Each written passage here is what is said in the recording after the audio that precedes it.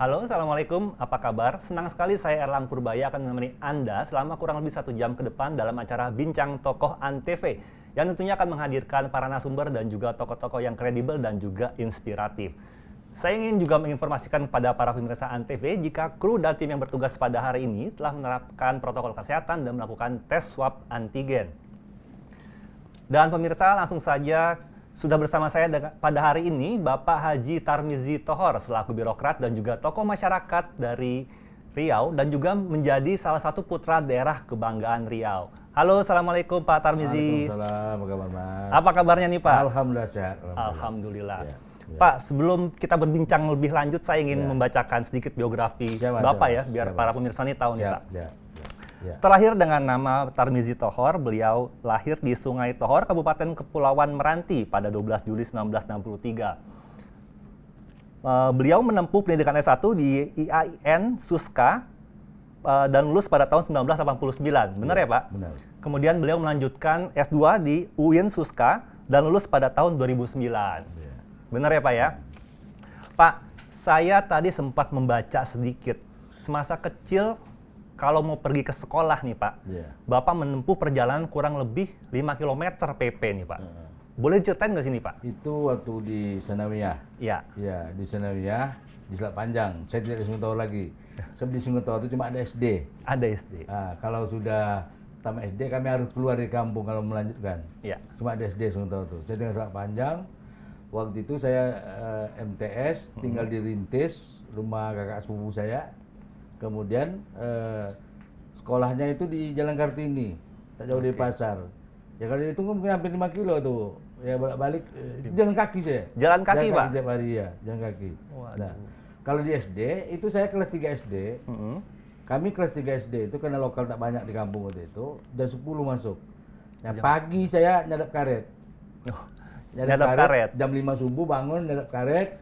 Jam 8 pulang mandi langsung ke sekolah. Itu waktu kelas 3 sampai kelas 6. Nah, kelas 6 tamat saya ke Selat Panjang, MTS waktu itu. Itu tinggal mau ke ibu saya, jalan kaki sejauh itu tiap hari. Iya. Itu dulu berjalan kaki PP kurang lebih berarti 10 kilo ya Pak? Iya. Itu senang-senang aja ya Pak ya? Biasa aja, waktu itu belum ada aspal lagi. Belum ada aspal. Iya, tanah gambut itu. Iya. Pak, ini juga katanya Bapak juga sempat mengolah batang rumbia ya Pak ya? Iya, saya kalau pas libur pulang ke kampung waktu saya sudah sanawiyah aliyah, saya itu kerja sagu di hutan. Jadi bukan di rumah, kami tinggal di pondok di hutan untuk kerja sagu. Jadi pas libur seminggu saya kerja sagu. Dulu kan bulan puasa tuh panjang libur itu. Ya. Nah, saya itu kerja sagu. Karena bapak saya waktu itu dia di samping P3NTR, artinya tukang nikah orang mewakili KUA di kampung, dia juga beli-beli pohon sagu. Jadi pohon sagu ditebang di batangnya itu, dipotong, dijual ke pabrik Cina. Nah, saya itu kerja itu. Jadi bukan tidur di rumah, tidur di hutan. Tinggal di hutan. Kalau pulang kampung waktu liburan itu. Iya. Tapi cuma enak, pulang saya bawa duit kan, pulang ke kota, sekolah, dan ada duit saya gaji saya kerja itu. Nah, waktu di aliyah, itu saya pulang sekolah, cuci tangan, makan, saya kerja bangunan. Karena waktu itu saya sudah tinggal Jalan Kartini, bapak angkat saya, Pak Ali Usman, ayah Ustaz Zulpin di Selat Panjang itu saya tinggal rumah dia waktu di aliyah. Nah, waktu itu beliau ini kepala tukang. Kepala tukang. Iya, jadi habis pulang sekolah cuci tangan kami ikut kerja bangunan. Itu banyak rumah masyarakat di Selat Panjang, saya ikut nukangnya itu, ikut kerja situ. Ya, tiap hari seperti itu. Iya. Nah, kalau musim kemarau saya jual air. Jual air? Jual air kan air merah itu. Ya, pakai gerobak itu. Berarti Bapak langsung mencari air ke sumber materi sendiri? Gimana? Di arah Bangla sana. Ya, di 10 jelekin dari gerobak tarik itu. Itu dengan Julpin itu, anak bapak angkat saya itu, ya, teman saya sama sekolah sama kuliah itu, Ustaz Julpin, terkenal Selat Panjang itu. Nah, itu sama kan beliau. Cuma saya pernah juga tinggal di Komplek Bea Cukai. Pernah, Waktu itu ada kakak sepupu saya, suami Bea Cukai, saya juga pernah tinggal di Komplek Bea Cukai waktu itu dengan almarhum Bang Parwira. Ya, pernah juga saya tinggal di Cukai waktu itu, tahun 80-an waktu itu. Itu agak dekat lah ke sekolah waktu itu. Pak, kalau boleh tahu penghasilan sebagai pekerja waktu zaman Bapak nih, Ya. berapa sih Pak? Kalau waktu itu ya dapat 5.000 aja itu udah besar itu kan. Udah besar ya, Pak, ya? Kenapa? Dua perak setengah kan masih berlaku. Iya, Kan? benar, benar, Pak. Beli apa? Jajan itu 2 perak setengah masih laku. Ya, Iya, 5 iya, masih iya. berlaku waktu itu. Iya. Jadi saya memang dari kecil udah terbiasa bekerja. Oke. Udah terbiasa bekerja. Maka saya tuh kalau dulu menung tuh nggak enak pada saya. Memang dari kecil terlatih seperti itu. Iya. Iya. Pak, ini saya baca juga kalau Bapak dulu sempat mengajar sebagai guru ya Pak ya? Kalau nggak salah dulu awal Ya, guru saya olahraga ya Pak? selesai kuliah 89. Ya, Tahun 90 saya pulang ke Selat Panjang. pulang ke Selat Panjang. Mengajar di Selat Panjang di tempat saya sekolah dulu. Oh, Di Madrasah Aliyah, dulu PGA, Mhm. saya mengajar di situ. Dan juga saya mengajar beberapa tempat di seberang Peranggas, masa Aliyah yang dulu swasta, sekarang sudah negeri Aliyah itu. Saya tiap hari bolak-balik tuh, nyebrang laut itu. waduh. Setiap hari nyebrang balik. Karena jam 8 malam sampai ke rumah. Iya, iya, iya. Nah pulang ke rumah, itu udah nunggu pula tuh. Masjid-masjid tempat ceramah, keliling ceramah itu. Jadi pagi ngajar, malam ceramah. Nyebrang pulau itu. Jadi tahun 92 saya ikut tes, 91 ikut tes, 92 SK saya lulus. Oke. Ditempatkan mengajar di situ di Madrasah Aliyah yang saya sekolah dulu. Kebetulan 91 Madrasah Aliyah itu didegrikan. Yang dulu Oh, swasta iya. didegrikan. Jadi saya ini termasuklah guru pertama yang guru negeri yang ditempatkan di situ termasuk saya pertama. Sama Pak Muraza almarhum, itu sama saya waktu itu. Iya, iya. Pak Ramadan. Jadi saya itu dulu bertemu dengan guru saya, waktu bersamaan juga saya menjadi guru dengan guru saya waktu itu. Ketemu lagi jadinya ya Ketemu Pak ya? lagi, ya. Hampir 10 tahun saya ngajar di situ di Selat Panjang tuh. Oh, Pak baru negeri Kasilan 1. Pak Azali Johan waktu itu waktu Bupati Bengkalis. Waktu itu kan masih Kabupaten Bengkalis. Iya. Bersemikan pendiriannya itu. Iya. Oke. Heeh. Pak, gimana rasanya mengajar di sekolah tempat Bapak dulu bersekolah nih? Ya, saya terasa bangga sekali, bersyukur sekali. Di situ saya dulu sekolah Sanawiyah Aliyah, dibesarkan di situ. Setelah saya menjadi guru, saya bisa mengajar di situ, bahkan sebagai pegawai negeri juga di situ. Oke. Suatu hal yang sangat membanggakan saya. Waktu itu lokasi Jalan Kartini setelah negeri pindah ke Banglas, desa Banglas. Waktu itu saya ingat betul, setiap Sabtu kami gotong royong itu tuh. Karena membenahi lahan Aliyah itu baru dibangun 3 lokal aja waktu itu. 3 ruang belajar aja waktu itu. Kan baru negeri. Apalagi zaman dulu kan. Ya, tiap hari anak-anak gotong royong, tiap Sabtu gotong royong. Saya ingat dulu Abuk Arang ini ratusan mungkin ribuan goni kami cari ke Bapak Arang tuh untuk menimbun tanah gambut itu di sekolah tuh. Ingat saya waktu itu. Ya, tahun 92 93. Saya waktu sekarang udah bagus sekolah. Udah bagus ya Pak ya? Sudah, Iya, iya, iya. sudah bagus. Jadi sampai tahun 99. Oke. 99 saya pindahlah ke Sungai Pakneng. Sungai Pak. Alhamdulillah saya dipercayakan menjadi kepala Madrasah Sanawiyah Negeri Bukit Batu, lokasi desa Dompas Pakneng. 5 tahun sih di Pakneng itu kepala madrasah. Oh, 5 tahun. Iya. Alhamdulillah sekarang sudah bagus sekali sekolahnya, sudah berkembang. Waktu itu sekolahnya udah betul ya.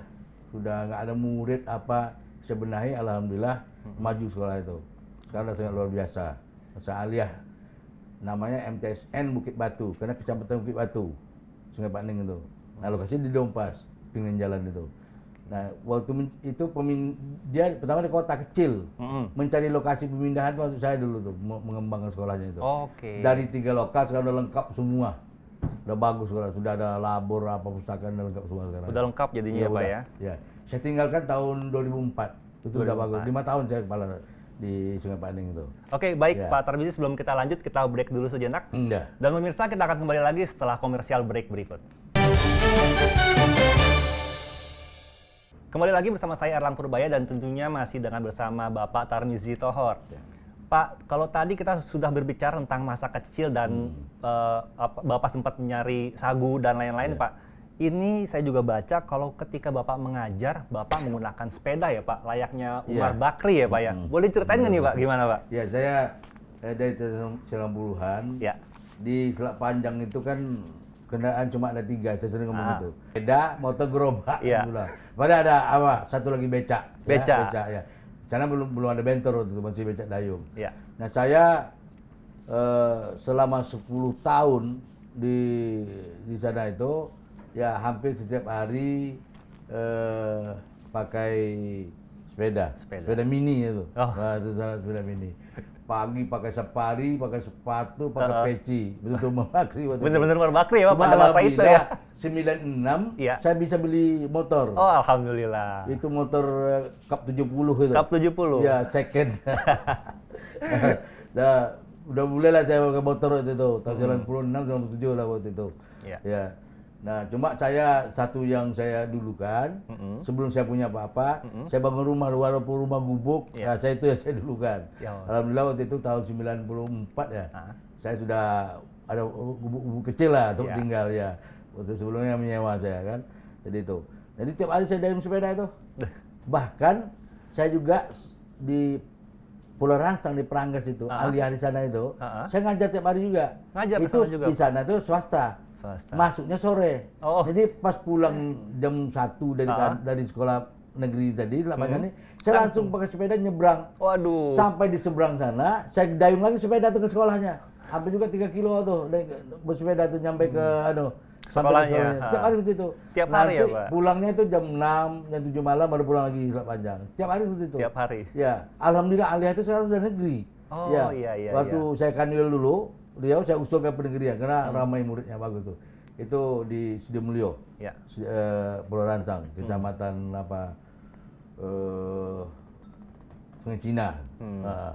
Ya, jadi tiap hari bersepeda masuk ke pompong perahu nyebrang sampai seberang sana naik lagi. Masih jalan lagi ya Pak? Iya. Dia pulang itu lagi tiap hari gitu. Iya. Nah, karena sekolah swasta di situ dulu, madrasah swasta itu masuknya siang. Jam 2 masuknya sampai jam 6 kan? Ya, jam 5. Iya.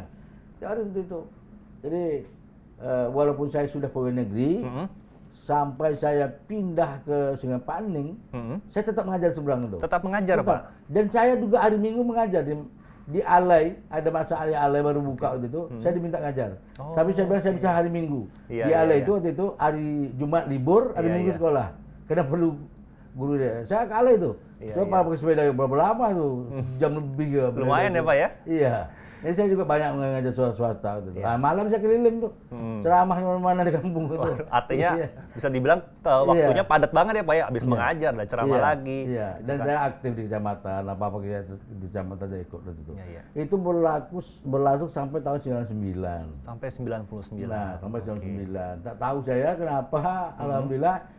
Kandip Bengkalis waktu itu Kandip Kepala Kantor Pendidikan Agama kan, mengangkat saya menjadi Kepala Madrasah Sanawiyah Negeri Bukit Batu di Dompas Sungai Panding itu. Nah, itu karir awal saya waktu itu. Jadi saya sebagai guru negeri hampir 9 tahun lah di Man Selat Panjang tuh. Baru saya pindah ke Panding itu.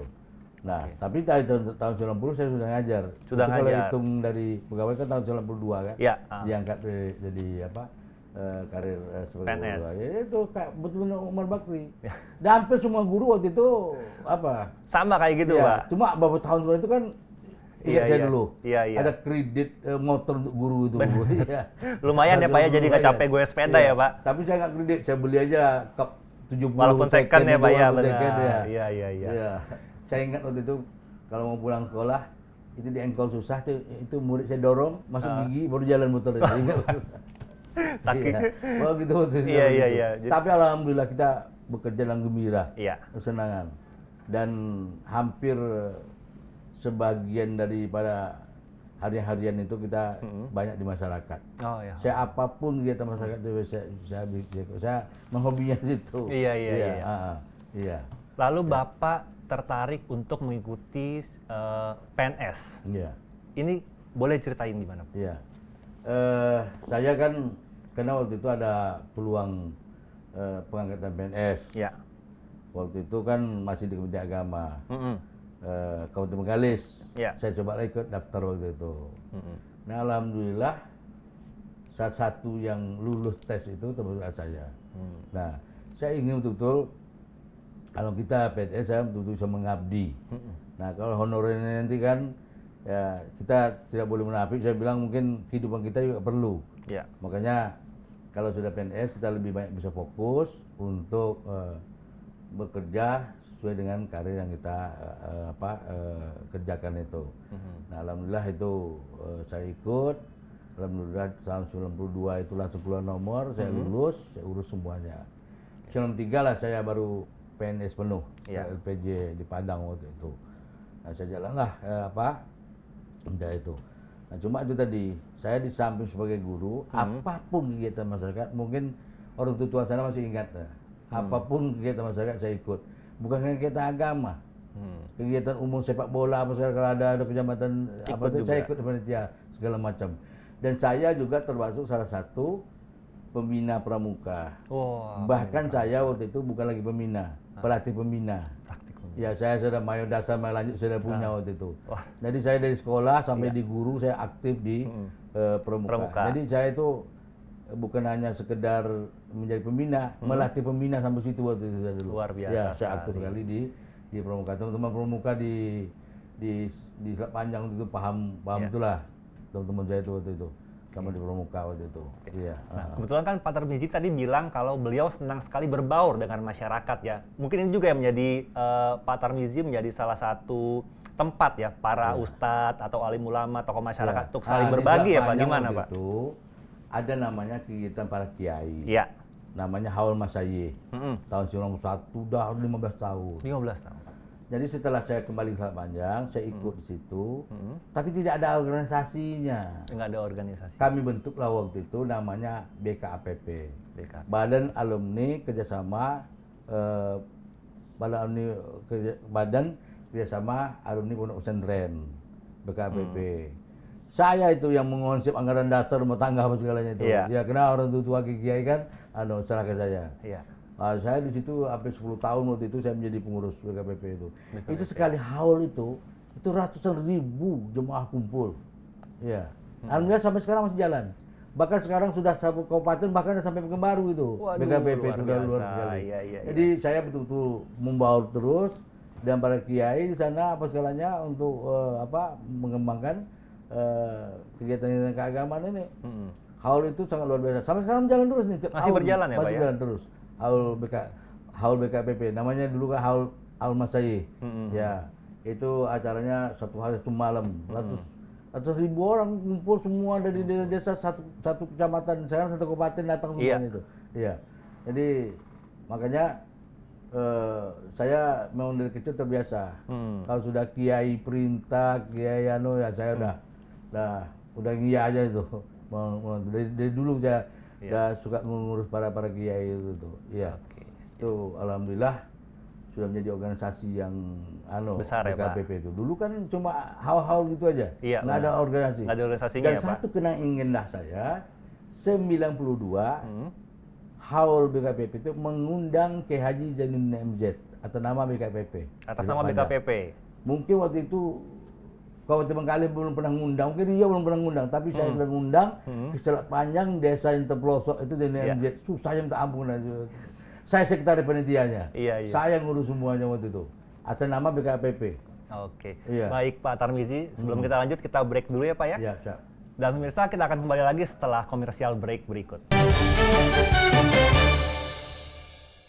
Masih kembali lagi bersama saya Erlang Purbaya dan juga Bapak Tarmizi Tohor. Jika tadi beliau sudah membahas mengenai BKPP di mana beliau menjadi salah satu inisiatornya, dan sekarang saya mau bertanya mengenai karir nih Pak nih. Iya. Bapak Tarmizi menjadi salah satu kepala Kanwil di Riau. Iya. Boleh ceritain nih Pak, gimana prosesnya? Saya pertama tadi guru Man Selat Panjang. Guru madrasah Selat Panjang. Pegawainya selama 9 tahun. Ya. Setelah itu ditarik menjadi kepala MTSN Bukit Batu di Sungai Pak Ning, lokasi di Dompas, Desa Dompas. Saya 5 tahun di Pak Ning itu. Di Pak Ning itu lucu. Saya kepala MTS, juga pernah ketua PHBI. Waduh. PHBI apa nih Pak? Panitia Hari Besar Hari Islam. Islam. Oke. Juga ketua LPTQ. Waduh. Juga ketua Bazis. Banyak jabatannya. Iya. Juga ada ketua, masyarakat Kampar karena isi saya orang Kampar. Kemudian juga saya jadi wakil ketua masyarakat Selat Panjang yang di itu. Mereka semuanya itu sama 5 tahun selama 5 tahun di Pak Ning. 5 tahun ya Pak ya. Alhamdulillah setelah 5 tahun di Pak Ning dan saya juga ya kerjasama dengan dan itu satu kenangan saya.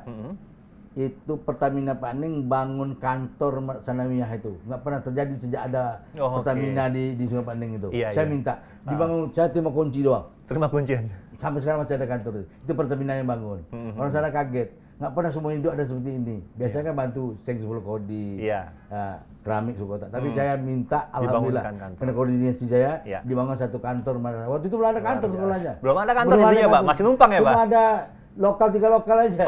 Nyelip situ, alhamdulillah ada. Iya. Nah, 2004, saya ditarik ke Pekanbaru. Ke Pekanbaru. Menjadi kepala seksi bidang madrasah, kepala seksi madrasah.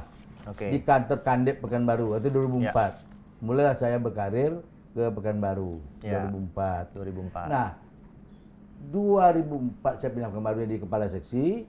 2006 Pak Bilhaya Attar kemenaknya pensiun. Alhamdulillah saya menggantikan beliau. Saya jadilah kepala kantor Kementerian Agama Kota Pekanbaru 2006. Nah, pindah Pekanbaru 2006. Waktu itu mengganti Pak Bilhaya Attar karena beliau pensiun. Masuki masa pensiun ya, Pak ya.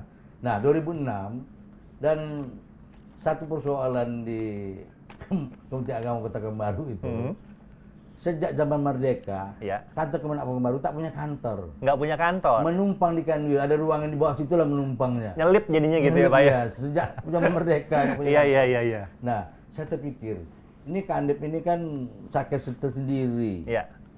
Masa menumpang di Kanwil? Benar. Nah, saya bertekadlah bagaimana Kementerian Agama Kota Pekanbaru ini punya kantor tersendiri. Tidak lagi menumpang di Kanwil. Alhamdulillah, saya menghadap Pak Herman Abdullah waktu sebagai wali kota. Pak Wali bilang, saya mau bangun kantor, tidak punya kantor. Saya nggak bisa maksimal bekerja tanpa kantor. Tolong Pak Wali, ngasih tanah ke saya, fisiknya urusan saya. Alhamdulillah. Akhirnya minta tanah. Alhamdulillah dapat dibah oleh wali kota Pekanbaru di Jalan Arifin Ahmad di tengah kota. Itu saya juga mencari tanahnya itu, lokasinya apa segalanya. Dibeli tanah itu oleh Pemda, saya Kementerian Agama. 2006 saya dilantik, 2007 dapat tanah, 2007 juga saya minta anggaran ke Jakarta. Langsung. Minta ke Jakarta juga perencanaan waktu itu, alhamdulillah dikasih, habis sekitar 3 miliar uangnya, saya bangunlah kantor. 2007 dibangun, 2008 diresmikan. Itulah pertama kali Kandep, kantor Kementerian Agama Kota Pekanbaru, Kandep kan? Iya, Kandep. Punya kantor selama hidup, itulah baru. Pertama kali ya? Iya, alhamdulillah. Sampai sekarang masih bagus kantornya itu. Berarti Bapak menjadi pemimpin yang mengakomodir semuanya mungkin ya Pak ya selama ini. Iya. Jadi pindahlah di situ. Pindah semuanya akhirnya punya kantor. Jadi punya kantor sendiri. Iya benar. Mau lucu orang di Papua aja punya kantor, masa kita nggak punya kantor menumpang. Itu selama studi itu. Alhamdulillah cukup bagus, kantor yang cukup representatif lah di kota lagi kantornya. Di Jalan Arifin Ahmad itu. Nah, kemudian Pekanbaru pemekaran kecamatan. Pemekaran kecamatan. Tambah 4 kecamatan. Mikir lagi saya nih. 4 kecamatan nggak ada punya kantor keuangan sendiri. Iya, benar. Alhamdulillah selama saya di Kandep, 4 kecamatan ini mulai mencari tanah sampai membangun kantor keuangannya selesai. Akhirnya punya kantor juga. Punya kantor keuangan masing-masing 4 kecamatan ini. Luar biasa. Ada Tenan Raya, ada Payung Kaki waktu itu, ada Bukit Raya, ada Rumah Pesisir. Alhamdulillah. Selama saya di Kandep itu terbangun, mulai dari mencari tanah sampai kantor berdiri. Nah, kemudian juga ada madrasah, penanaman negeri, ada MTS Simpang 3 itu sama saya. Kemudian ada Min Rumbai dengan Min Simpang 3. 3 madrasah dinegerikan, yang tadi swasta. Yang tadinya swasta. Ya, saya kejar terus itu. Saya selama 5 tahun saya menjadi Kandip. Dan itu waktu itu juga saya Kandip juga merangkap ketua FPTQ. Jadi yang selama ini di Kota Pekanbaru itu FPTQ sederhana, di masjid, alhamdulillah saya pimpinan Bapak Alhamdulillah waktu itu, alhamdulillah cukup meriah. Langsung meriah ya Pak ya. Saya adukan di Kota Pekanbaru waktu itu. Iya. Pak Tarmizi ini juga menjadi salah satu pelopor pemberdayaan zakat dan wakaf ya Pak ya untuk Indonesia Hebat. Boleh ceritain sedikit Pak? Ya jadi saya dipindah ke Jakarta, setelah jadi Kanwil, pindah ke Jakarta, saya juga ditugaskan menjadi Direktur Pemberdayaan Zakat dan Wakaf. Waktu pertama ke sini itu Direktur Zakat, Ya. wakaf tersendiri. Wakaf tersendiri ya Pak ya? Waktu itu saya mulai bergerak mengajak, karena zakat ini sudah ada tersendiri yang ngurus. Ya. Namanya Basnas. Basnas. Ya kan Ya. dulu Bazis namanya kan, sekarang Bas- Basnas. Nah, tentu teknis di lapangan mereka. Jadi saya terus mengajak mereka bahasa untuk mengenjot bagaimana zakat ini yang 2017 hasil penelitian 217 triliun. 217 triliun Pak. Potensinya nih ya, Tapi Pak ya. waktu itu terkumpul belum sampai 8 triliun kan. Oh, jauh realisasinya berarti ya Pak ya? Makanya Benar-benar. saya ngajak pegiat zakat ini, lembaga-lembaga zakat yang ada baik LAS maupun Basnas untuk menggerakkan ini. Iya. Bersama di lapangan dengan berbagai macam cara lah. Ya. Dan kita juga mengembangkan UPZ di kata-kata pemerintahan, Ya. unit pengumpulan zakat itu. Nah, karena yang mengolahnya, yang mendistribusikan Basnas dan kita.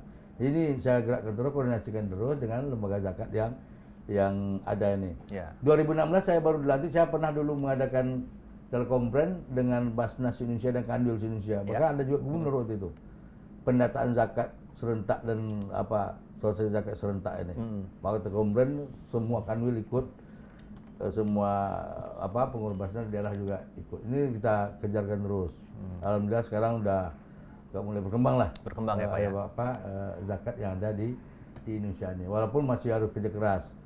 Masih saya total mengenai potensi zakat yang ada ini baru sekitar mungkin 10% dulu ya yang baru terkumpul. Yang baru terkumpul ya Pak ya.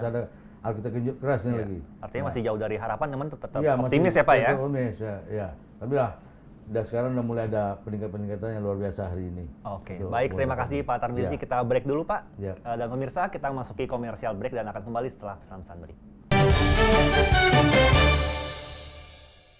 Kembali lagi bersama saya Erlang Purbaya dan juga tentunya Bapak Tarmizi Tohor. Jika tadi kita sudah berbicara tentang karir Bapak Tarmizi ketika menjabat sebagai Kepala Departemen Agama di Pekanbaru, sekarang saya ingin bertanya mengenai karir Bapak ketika menjadi sebagai Kanwil Kemenak Riau. Boleh ceritain sedikit Pak? Jadi 2011 Ya. dari Kanwil Kota Pekanbaru, saya ditarik ke Kanwil menjadi Kepala Bidang Madrasah. Kepala Bidang Madrasah. Nah, setahun jadi Kepala Bidang Madrasah, saya dilantik oleh Pak Surya Dharma Ali waktu itu Menteri menjadi Kanwil Kementerian Agama Provinsi Riau. Provinsi Riau. Ya, jadi saya berkarir sebagai eselon 2 Kanwil itu pada Juni 2012 ya. Jadi saya setahun kabit langsung jadi Kanwil. Nah, sewaktu jadi Kanwil, alhamdulillah saya coba berkoordinasi dengan pemerintah daerah, semua segalanya, dan terutama juga saya lebih banyak juga fokus pengembangan madrasah. Ya. Nah, salah satu saya jadi Kanwil itu saya mengajukan Jakarta. Saya ingin membangun madrasah madrasah di Ihsan Cendekia, MAN IC. Saya dapat waktu itu hibah tanah dari Pak Samsuar Gubernur sekarang sebagai Bupati Siak waktu itu, menyediakan tanah di Perawang 10 hektar. Saya langsung ke Jakarta. Langsung ke Jakarta. Ini tanah 10 hektar. Saya mau bangun MAN IC. MAN IC cuma ada 3 di Indonesia ini, saya bilang. Aryo harus bangun. Cuma ada waktu itu di Serpong, kemudian di Gorontalo, kemudian yang baru dibangun di Jambi. Saya harus bangun. Saya kebut terus, saya kejar terus. Alhamdulillah di SSC pembangunan MAN IC Cendekia, satu-satunya ada di Riau. Itu MAN yang paling unggul. Yang paling unggul ya, Pak? Ya, Pak? itu sama saya. Sekarang sudah luar biasa. Sudah kelas nasional sekarang itu. Ya. Tapi saya usulkan itu, saya kaget, akhirnya menjadi program nasional. 11 provinsi dibangun serentak Riau waktu itu. Oh gitu. Iya, tapi saya ngebut itu. Iya. Waktu itu Pak Nur College di tempat dasar, lu tahu. Bahkan Pak Samsuar saya bawa dulu tuh Bupati, ketemu Sekjen, ketemu Direktur sini untuk meyakinkan pembangunan Madrasah MAN Cendekia ini. Iya. Nah, setelah itu timbul ide saya lagi. Ini Madrasah Aliyah itu tidak ada yang kejuruan. Kejuruan. Saya usul lagi, saya membangun Madrasah Aliyah kejuruan pertanian perkebunan. Pertanian dan perkebunan. Itu di Rokan Hulu waktu itu Pak Ahmad yang jadi bupatinya. Oke. Itu ada yayasan, sudah ada madrasah, pondok pesantren yang sudah juga bergerak di bidang pertanian. Pertanian. Nah, saya sepakati, dibantu oleh Pak Ahmad sebagai bupati, alhamdulillah saya usulkan. Tidak ada satupun di Indonesia ini belum ada barangnya. Saya usulkan terus, akhirnya di ACC. Negeri lah menjadi madrasah aliyah kejuruan pertanian perkebunan Pertama. pertama di Indonesia. Luar biasa. Sekarang baru ada 5 baru di Indonesia. Baru ada 5 ya, Pak ya? Saya yang menggerakkan itu waktu itu. Luar biasa. Saya gerakkan waktu itu. Ya. Saya suruh dulu anak buah saya tuh keliling ke Bandung, ke Bogor melihat sekolah-sekolah pertanian yang ada waktu itu. Iya. Jadi di Kementerian Agama sudah ada SMK ya. Udah ada SMA, Itu yang di itu 13 hektar tanahnya. Luar Ya, biasa. itu yang ada. Jadi Man IC ada, Ah. Man kejuruan ada. Kalau Man model kan sudah ada, Man 2 Ya. baru sudah ada. Ya, jadi alhamdulillah dia itu udah lengkap madrasah tuh. Ya, tinggal kita mengembangkan itu aja. Jadi itu tinggal kita kembangkan ini menjadi contoh untuk daerah lain. Ya. Karena saya baru ada 5 di Indonesia ini. Baru ada 5 ya, Iya. Pak ya? Pertama itu adalah Iya. Riau gitu. Riau. Ya. Nah, kemudian juga saya mengajukan ada 21 waktu itu madrasah swasta untuk dinegerikan. Dinegerikan. Alhamdulillah saya sudah 14 sudah dinegerikan itu. Termasuklah yang Sidi Mulyo yang tempat saya seberang pulau. tuh Ya, ya, itu ha. dinegerikan. Selama saya waktu itu menjadi kanwil. Nah, kemudian saya juga ada kerjaan-kerjaan PR saya. Ada beberapa kabupaten dimekarkan. Di Mekar. Tentu ada bangun kantor. Iya. Nah, yang paling lucu lagi Selat Panjang. Kampung saya itu. Kampung Sawah sendiri ya, Iya. Pak? 2013, Ha. struktur organisasi kadetnya keluar. Heeh. 2014, saya minta anggaran bangun kantor, dapat 2015 kantor diresmikan. Sebelum pindah Jakarta diresmikan kantor. Tuh. Masya Allah, Kata luar biasa. Iwan waktu bupati, nah Dini aja belum punya kantor ya. Kita nggak mau udah punya kantor. Alhamdulillah. Cukup lumayan, bangun 2 lantai kantornya itu. Ya, long start ya, Pak ya? Jadi sebelum saya pindah Jakarta, Iya, iya, tugas saya iya. di kampung saya selesai itu bangun. Oke. Termasuklah di bagian CPAP. Waktu itu saya Pak Anas sebagai bupati, saya minta bangun. Alhamdulillah Pak Anas bangun. Tanah dengan fisik itu Pemda yang bangun kantor Kementerian Iya. Agamanya itu. Oke. Soalnya saya di Kanwil. Jadi alhamdulillah saya tinggalkan tidak ada lagi kabupaten kota yang tak punya kantor. Nah, kalau kewa adalah ada semua. Dan teman saya juga membangun kantor kadip yang ada tuh terrealisasi semua dibangun. Dan satu kenangan saya paling manis. Saya buat program pendaftaran haji terpadu. Pendaftaran haji terpadu. Yang selama ini orang masuk tabungan ke bank, nanti kantor Kandep, ke bank lagi kantor bolak-balik. Boleh. Saya gunding dengan Pak Sansuar waktu itu. Tolong Pak Sansuar, saya mau ingin pendaftaran terpadu. Alhamdulillah Pak Sansuar bangun gedungnya di Siak. Di Siak. Di situ konter bank, di situ konter Kemenak. Jadi orang 3 menit daftar haji selesai. Langsung selesai gitu ya, Pak ya? Ha, ya. Pertama nih, waktu itu Pak Jamil Dirjen Haji yang meresmikan. Oke. Pak Jamil Dirjen Haji. Pertama di Indonesia ini ada pelayanan haji terpadu, di Indonesia ini cuma ada di Riau. Riau. Itu program saya waktu itu. Pelopor jadinya Riau ya, Pak saya ya? program waktu itu. Itu Pak Jamil yang menguntit pinta itu, meresmikan iya. itu. Itu ide saya waktu itu. Jadi orang dari kampung ke kota, dari kecamatan ke desa ke kota, sampai seminggu daftar haji. Benar. Sudah. Kasihan orang. Kelamaan kalau ya, Pak ya? Iya. Ada daerah lain kita saya buat surat kepada bank. Silakan buka konter. Siapa yang mau? Tak mau nggak sudah. Tak mau sudah. Jadi di situ. Ya itu program yang sudah saya Lakukan, kembangkan buat ya, waktu itu. Nah, alhamdulillah itu ya berjalan sampai hari ini. Oke, Ya. alhamdulillah. Jadi Pak, oke lanjut Pak. Ini kan Bapak juga menjadi Ketua Umum Lembaga Seni Qosidah Indonesia ya Pak ya? iya. Dan kemarin kalau nggak salah gelaran laskinya sempat dihadiri Presiden Joko Widodo di asrama asrama haji Pondok Iya, Gede iya, ya Pak ya? iya. Ini gimana nih Pak? Saya nggak tahu teman-teman minta saya menjadi ketua lembaga Seni Qosidah. Namanya singkatnya Laski. Laski. Ya, waktu itu nggak tahu ya saya terima. Sudah, saya kan orang suka berorganisasi. Benar. Ya, dari kampus saya ketua itu ketua ini kan Iya. ya. Dari ketua OSIS dulu ya saya terima. Alhamdulillah kita ada festival 2018 2018. di Jakarta tuan rumah Jakarta. di Pondok Oke. Gede di Pondok Asrama Gede Haji. Asrama Haji. Nah, alhamdulillah waktu malam penutupan saya undang Pak Presiden. Alhamdulillah syukur alhamdulillah beliau bisa hadir. Alhamdulillah. Sejak ada Laski dari tahun 72, jangankan Presiden Menteri ya Nggak ada yang hadir, baru belum ini ada. yang hadir. Langsung Presiden yang hadir ya, Pak ya? Waktu itu Pak Lukman Menteri hadir waktu itu. Dia ada fotonya waktu itu. Iya, iya. Dia ada fotonya. Jadi Alhamdulillah beliau yang menyerahkan piala bergilir apa segala malam tuh. Sangat luar biasa. Luar biasa Dan saya sekali. flashback lagi, 2014 Ya. Pak Presiden Jokowi ini baru jadi presiden itu datang ke Sungai Tohor. Meninjau kebakaran lahan gambut itu dipusatkan di Sungai Tohor. Di kampung kelahiran saya. Saya bangga sekali kampung terpencil di pulau, Iya. Pak Jokowi, Pak Presiden bisa datang. Pakai heli dia Pekanbaru. Iya, Saya luar biasa. Saya terima kasih betul beliau. Waktu itu alhamdulillah saya mendamping beliau. Alhamdulillah, Waktu itu, luar keliling-keliling biasa kampung sekali. itu. Beliau pakai becak. Pakai becak. Dia berat istrinya datang, anak datang beliau pakai itu, pakai motor anak istrinya itu. Bocor Iya. nggak ada kenal lain, orang memang terpencil di Sungai Tohor itu kampungnya kan. Alhamdulillah kenang-kenang beliau nanam sagu. Sekarang sagu itu udah mungkin hampir bisa dipotong dari panen itu. Luar Iya. biasa. Alhamdulillah itu kenang-kenang Pak Presiden. Nah, saya ketemu lagi 2015. Saya cerita sama beliau, Pak ingat nggak Pak nanam sagu di Riau? Itu Pak Presiden luar biasa. Di Meranti ya Pak Tamiji. Oh, masih ingat beliau ya Pak ya? Bukan saya nyebut daerahnya, dia yang beliau langsung menyebut. luar biasa. Luar biasa Saya coba sekali. jemput beliau. Beliau kuat tak ingatan beliau luar biasa. Di Meranti langsung bilang gitu. Ini Pak fotonya. Kaget dia lihat foto aku. Waktu itu camatnya kebetulan saya bikin spanduk sagu Jokowi. Dibikin gitu ya Pak? Dibikin waktu itu. Alhamdulillah. Jadi saya bilang syukur alhamdulillah Sungai Tohor ini luar biasa, menteri bahkan sampai presiden sampai itu 2014. Alhamdulillah 2018 beliau hadir di Laski 2019 sebelum Covid itu pelaksanaannya di Ambon. Di Ambon. 3.000 orang ngumpul di Ambon itu. Luar biasa Itu Pak Wakil Menteri itu yang membuka waktu itu dan gubernur apa segalanya di Ambon.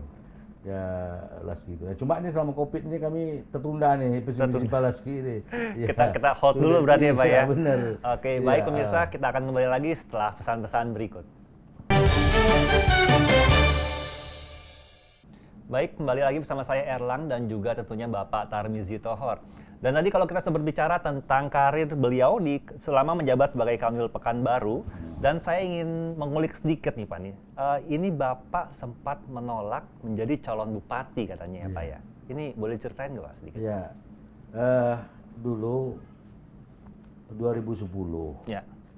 itu waktu saya masih Kandep Kota Pekanbaru, waktu pencalonan bupati pertama di Meranti.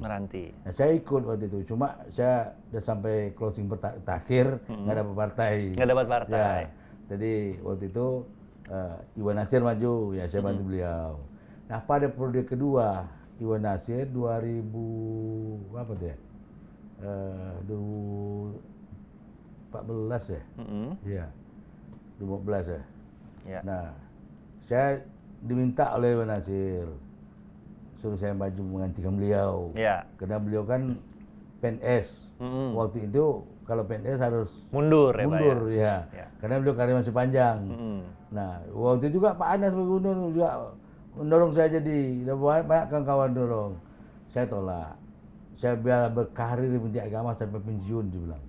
Biar saya laksanakan pensiun lah di Menteri Agama. Lain nanti kalau sudah pensiun dia bilang. Iya. Masih banyak PR saya, pekerjaan saya yang harus saya selesaikan di Menteri Ya, Agama. Menteri Agama. Ya, biar saya terus lanjut ke Menteri Agama. Akhirnya waktu itu ya saya bilang, ya Adinda Iwan, kamu lanjut lagi 5 tahun lagi. Dia bilang. Aku beliau lanjut lagi. Ya beliau mohon betul waktu itu. Ya, saya maju dan kawan-kawan juga banyak dorong waktu itu. Saya mau tugas saya di Menteri Agama harus saya selesaikan dulu. Biasanya sampai pensiun lah. Sampai tamat Baru lah kita saya putuskan kerja. depannya seperti gimana ya Pak ya? Iya. Oke. Ya, alhamdulillah masalah itu ya saya ditarik lah ke ke Jakarta ini. Jakarta. Ya, Oke. Waktu itu sudah banyak juga yang teman-teman kecewa juga saya nggak jadi maju segalanya itu. Mungkin saya nggak mau juga kerja saya di Menteri Agama banyak yang harus saya selesaikan. Oke. Nah, Ya, Bapak saya kan itu, semasa ya. mudanya senang sekali berorganisasi ya Pak ya, sampai menjadi ketua NU di Riau ya Ya, Pak ya. saya Benar pernah ya, Pak? jadi ketua NU Kota Pekanbaru. Oke. Pernah jadi ketua NU Riau. Ya, saya memang tak bisa hidup saya dari kecil nih. Memang harus berorganisasi. Nah, di YN dulu tahun 95 itu saya ini ketua Kopma, Koperasi Mahasiswa. Koperasi. Mesin fotokopi DN pertama hadir di kemudian itu betul kopi saya yang ngadakan. Wah, luar biasa Saya sekali ngadakan. mesin fotokopi. Sebagai ketua Koperasi Mahasiswa. Iya. Saya nggak ada waktu itu. Selama itu kan pakai giling dosen semua. Saya standby ke satu mesin fotokopi pertama Iya. kali ada di YN itu saya yang ngadakan tuh. Atas nama Kopba, Koperasi Mahasiswa. Itu saya mengadakan pertama kali waktu yang tahun 95 gitu. Iya. Jadi saya tak bisa lepas sampai hari ini demokrasi tak bisa lepas, memang bawaan begini ya. Bawaan dari ya tuh. Ya, sampai tingkat nasional masih juga ada organisasi yang yang saya pegang. Ya. Alhamdulillah itu tetap saya jalankan terus. Di samping itu tugas saya sebagai ASN di Kementerian Agama. Dan alhamdulillah setelah jadi direktur zakat di pusat, zakat wakaf digabung jadi direktur zakat wakaf, saya jadi sekretaris dirjen Bimas. Setelah itu kembali lagi direktur zakat dan wakaf sampai hari ini. Jadi saya mengembangkan perwakafan, zakat kerjasama dengan Badan Wakaf bersama dengan maksudnya bagaimana nih wakaf betul-betul berkembang, terutama sekarang sudah ada undang-undang wakaf uang. Orang bukannya wakaf tanah, bangunan, tapi sudah bisa wakaf uang. Itu sudah kita jalankan hari ini, sudah kita gerakkan dalam rangka untuk membantu pemerintah, dalam rangka untuk mengatasi ekonomi umat ini. Termasuklah zakat ini. Ya, gimana juga Basnas juga sudah banyak juga bantu nih untuk pengembangan bantuan COVID dan sebagainya ini selama pandemi ini. Nah, itu yang kita ada. Ini menarik ya nih pemirsa nih. Pak Narmizi ini saya dengar-dengar jago pantun ya Pak ya. Banyak banget kayaknya para menteri yang minta dibuatkan pantun sama Bapak. Ini gimana nih Pak nih? Ya saya waktu di Riau, bahkan masih di Pak Ning dulu. Kalau orang nikah kawin tuh, saya sering jadi juru bicara. Wah, luar biasa. Antar belanja dan sebagainya itu sering seperti itu. Ya, saya coba pantun karena saya direktur zakat wakaf ini, saya mau pantun tentang boleh Pak. Zakat wakaf ya. Silakan, boleh Pak. Itu pernah di YouTube saya juga pernah saya sampaikan pantun ini. Mantap. Iya. Gimana Pak? Patah ranting berderap. Cakep. Pohon jati dibelah-belah. Kalau tuan dan puan mengeluarkan wakaf, insya Allah hidup penuh berkah. Masya Allah, luar biasa sekali. Kalau untuk zakat, enak sungguh buah coklat. Coklat didapat dari sahabat. Kalau tuan dan puan menunaikan zakat, insya Allah hidup selamat dunia akhirat. Masya Allah, luar biasa. Mantap, kayaknya saya harus banyak belajar pantun sama Pak Tarmizi ini ya. Kalau untuk Riau, enak sungguh rasanya madu. Madu diminum memakai sudu. Kalau masyarakat Riau bersatu padu, insya Allah Riau akan terus menjadi negeri yang maju. Luar biasa sekali. Cakep. Ini benar saya harus belajar kayak soal pantun sama Bapak nih. Pak, terakhir nih Pak nih. Sebagai putra daerah Riau Pak, apa harapan dan program-program Bapak untuk Provinsi Riau ke depannya untuk memajukan daerah? Ya, selama ini kan saya sesuai dengan bidang saya. Kalau di ini saya juga juga bantu-bantuan untuk Riau. Walaupun saya tidak dipendis, madrasah saya sering koordinasi untuk bantuan madrasah, pondok pesantren. Nah, kemudian selama saya di sini ya bantuan masjid, dari masjid orang tak banyak. Nah, kemudian juga saya juga perlu bantuan untuk anggaran pembangunan kantor KUA yang belum dibangun apa segalanya, itu yang juga saya lakukan. Nah, kalau untuk Riau sendiri, Riau ini kan negeri yang cukup potensial APBD-nya. Ya, orang sering mengatakan negeri Riau itu di atas minyak, di bawah minyak ada ya, di atas minyak sawit, di bawah minyak tanah dia. Jadi sebetulnya Riau itu punya potensi yang besar. Cuma potensi yang besar ini juga perlu program yang jelas. Range-nya seperti apa, program seperti apa, itu harus kita lakukan betul. Dan kekompakan masyarakat, pimpinan itu juga harus dilakukan. Nah, Riau ini kan orang daerah negeri terbuka. Riau ini kan masyarakat Melayu ini kan siap menerima siapa aja. Nah, dan kadang-kadang kita ini tak bisa mengembangkan kampung kita, tapi tempat orang kita bisa mengembangkan, itu biasa. Nah, jadi yang potensi yang besar, APBD yang besar, ini saya pikir cukup bisa. Kita ini punya dua, daratan lautan. Nah, kalau daerah pulau, gimana pulau itu betul-betul kita jadikan sarana untuk peningkatan ekonomi. Nah, itu yang belum saya lihat, belum dikembangkan. Katakanlah di Dumai, di Bengkalis, di Timbilan, betul-betul perairan itu bagaimana bisa kita jadikan sebagai sumber perbaikan ekonomi umat. Saya pikir tuh bisa, baik dari segi perikanan maupun segi wisata, bisa kita tata seperti itu. Kita cari orang-orang yang paham tentang masalah itu Iya. sesuai konsultan dan segalanya. Nah, jadi perlu kita mengembangkan sektor-sektor yang baru dalam rangka untuk perbaikan ekonomi. Nah, kalau hutan kan sekarang udah sulit ya, Iya. udah sulit ya. Jadi itu. Nah, saya bagaimana misalnya penangkaran kerama ikan aja, kalau betul-betul diurus yang bagus, saya pikir itu sudah sangat terbantu. Maka pesisir itu, jadi itu menjadi bahan pokok umat hari ini. Yang itu ekonomi level bawah kan, itu saya kita kembangkan. Lahan pertanian juga masih banyak.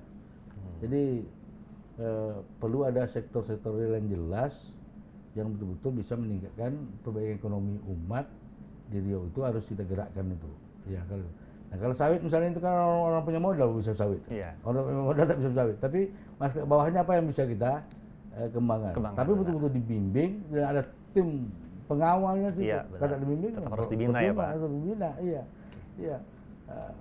Saya lihat posisi laut kita di Riau itu banyak. Saya lihat belum ada betul-betul ada misalnya keramba ikan laut yang betul-betul digerakkan, yang dibantu oleh pemerintah, itu belum ada saya lihat.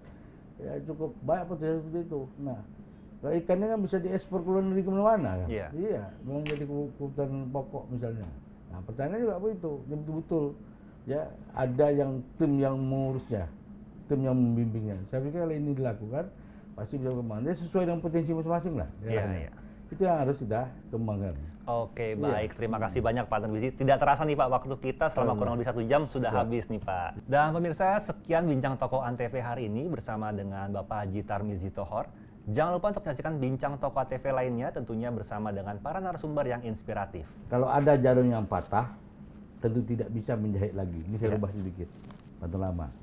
Kalau ada kata-kata saya silap dan salah, bapak-bapak jangan laporkan ke bini, ibu-ibu jangan laporkan laki, sampaikan saja cukup sampai di sini. Cakep.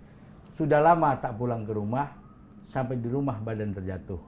Mohon maaf silap dan salah. Assalamualaikum warahmatullahi wabarakatuh. Luar biasa.